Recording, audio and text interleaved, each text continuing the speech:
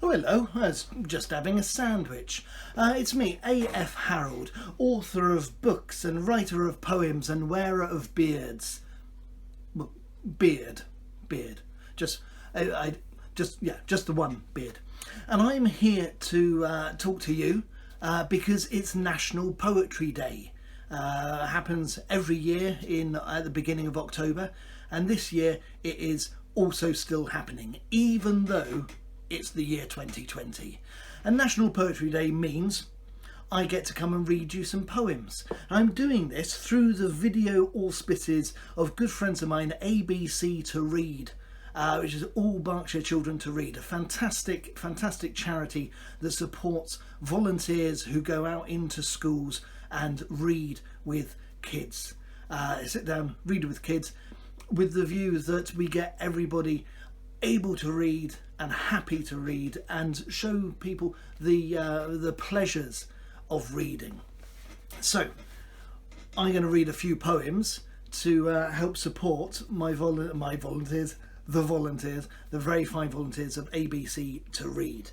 I'm going to read a few poems from this book because it's new and it's shiny. It's called The Book of Not Entirely Useful Advice, and it is full of poems by me and pictures by my friend Minnie Gray. Here, I'm just going to dip in. I'm just going to read you three poems. Here, I think that's a fair number of poems. The theme of National Poetry Day this year is vision, and each of these poems has its own unique vision of stuff in the world. This is a poem called Granny's Biscuits from the Back of the Cupboard, right? And it needs the only thing you need to know beforehand. You might need to explain to some people who haven't experienced all the cheeses of the world. Gorgonzola is a very smelly sort of cheese. A bourbon biscuit is a delicious sandwich biscuit, cream biscuit, like a custard cream but brown and a different shape. As people around the world might not know bourbons, you know. Okay, here we go. Granny's Biscuits from the Back of the Cupboard. My granny makes me sit down when I go and visit her. She kettles up some water and she gives the tea a stir. She pours it out all hot and sweet, but then it goes to pot. The biscuits that she offers next are tasty, not. They're bourbon zola, the chocolatey biscuit with the smelly cheese in there. Bourbon zola, dunk 'em in your tea if you're feeling brave.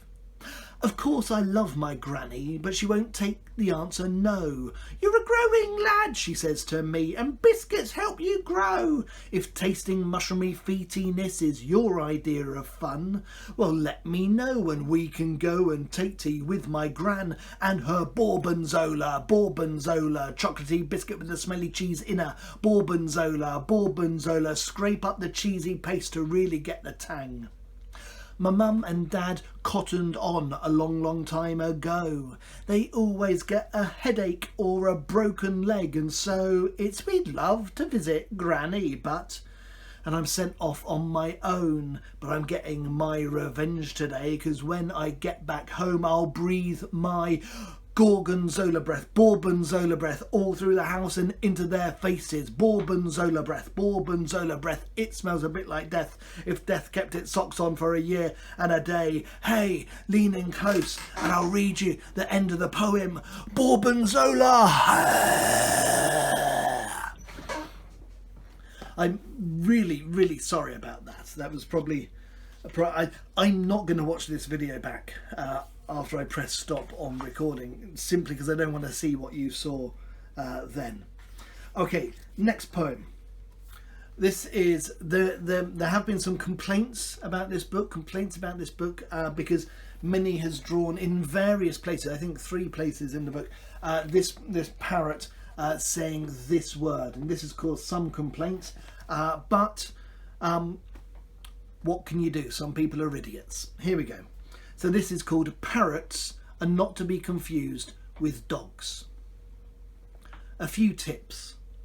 If you take a parrot for a walk, there's only one thing you'll need, and that's a very long lead, because parrots tend to fly higher in the sky than dogs do. And when you throw a stick, the parrot may well perch on it. And if you shout fetch, bear in mind that the parrot's the only pet equipped to quip, fetch it yourself, Buster. So there we go. Hopefully now you'll be able to tell the difference between parrots and dogs, or at least the different things you need to do when walking them. Okay, one last poem, and then I will let you go for this National Poetry Day to go and maybe share a poem with someone you like. Have a look through some books. There's lots of books with poems in. See if you can find a short little poem. Just lots of poems are only 4 lines long. Find one of those. See if you can remember it, and then surprise someone with it when they're not expecting it. Maybe mum's having a bath and you creep up and you just shout a 4-line poem through the keyhole. Might be fun. I don't know. I'm not an expert. I'm an expert. It may or may not be fun. Okay, so here is a last poem for you. This poem is called Say Something Nice. It's on page 112 in this book, and it's just a little poem to help us through these interesting times we're living in at the moment. Every now and then, say something nice. Say it to a friend, say it to a teacher, say it to your sister or brother, your father or mother. Say something nice like, you remind me of flour, or your hair is like fresh bread, or I like sausages, or you are better than asparagus, or I like you more than Simon. Just something nice to make them feel good.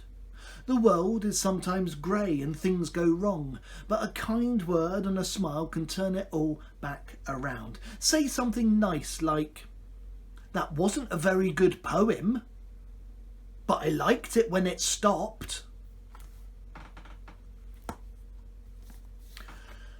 So ladies and gentlemen, I've been F Harrold, author, poet, man about beard, speaking to you to help raise a little bit of awareness of my friends ABC to Read. You can find them online at abctoread.org.uk. Find out about the brilliant work they're doing, putting volunteers into schools in the Berkshire area, volunteer readers to read along with kids to try to get literacy good again, as it were.